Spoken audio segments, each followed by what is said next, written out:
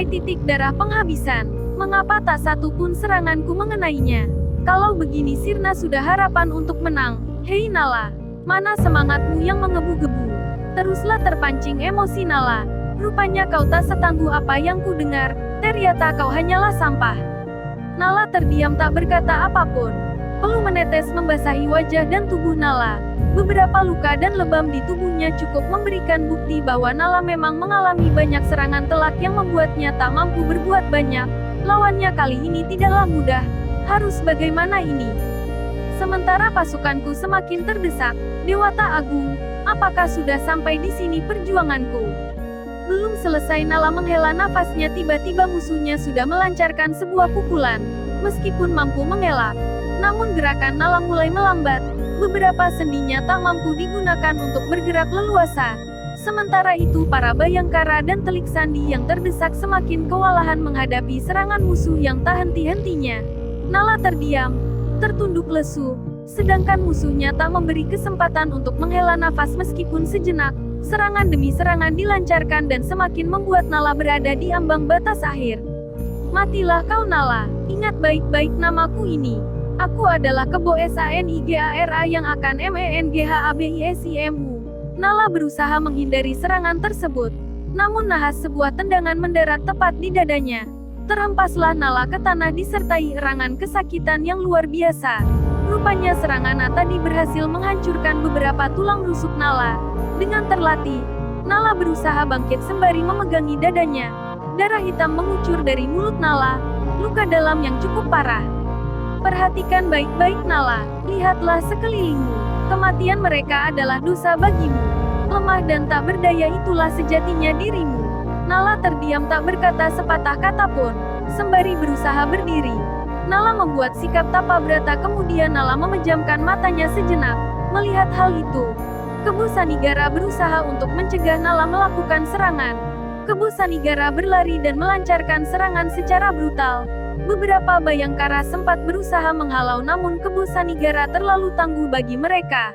Hasta Brata, Dewata Nagasari Sandikala. Ketika serangan Kebo Sanigara hendak mengenai Nala, seketika Nala membuka matanya dan menghindari. Lalu dalam sekejap, Nala menghempaskan tubuh musuhnya ke tanah dengan satu pukulan. Rebahlah Kebo Sanigara ke tanah disertai dengan erangan dan gemertak tulang yang remuk. Kurang ajar kau Nala, kau akan menerima ganjaran akibat perbuatanmu. Namun Nala tak menggubrisnya. Nala menyepakkan kakinya dan membuat musuhnya terpental jauh. Hal ini membuat situasi semakin memanas. Beberapa pasukan musuh melancarkan serangan pada Nala. Namun Nala dengan sigap mampu melancarkan serangan balasan. Dengan cepat Nala menghampiri Kebo Sanigara dan menghujaninya dengan pukulan bertubi-tubi. Sampai terdengar gemertak gigi dan retakan tulang. Tak lama Kebo Sanigara rebah ke tanah diam tak bernyawa. Sementara itu, para pasukan musuh yang tersulut emosi secara bergantian menyerang Nala. Amorring Agni Guna Swargaloka. Pasukan yang menyerang Nala satu persatu berguguran. Beberapa pasukan musuh yang masih tersisa terpaksa berlarian menyelamatkan diri dari amukan Nala. Namun tak ada satupun yang berhasil lolos dari kejaran Bayangkara dan Telik Sandi. Satu persatu pasukan musuh terbunuh sementara itu. Nala yang sedang dalam kondisi tidak sadarkan diri masih diam tak bergeming.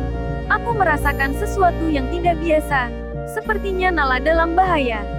Gajah Mada yang sedang berada di tengah pertempuran pun segera bergegas pergi mencari keberadaan Nala. Tak berapa lama, Nala ditemukan terdiam dan tak sadarkan diri.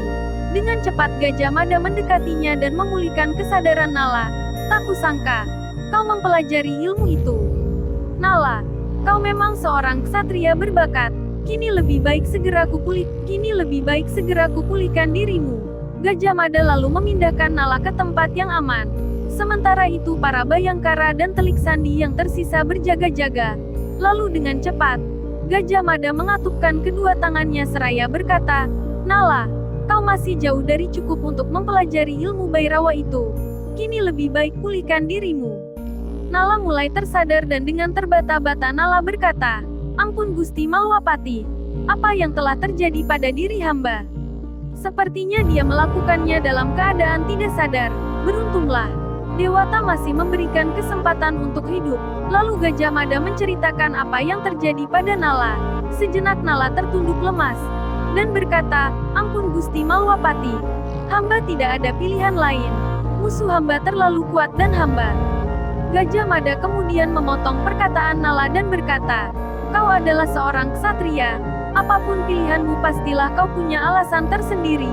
Sekarang pulihkan dirimu dan lekas bergabung dengan pasukan lainnya. Kita harus bergegas menemukan Triguwana Tunggadewi dan Nambi. Untung saja aku masih bisa terselamatkan. Tak kusangka begitu mengerikannya kekuatan itu. Dewata Agung, ampuni kelalaian hamba."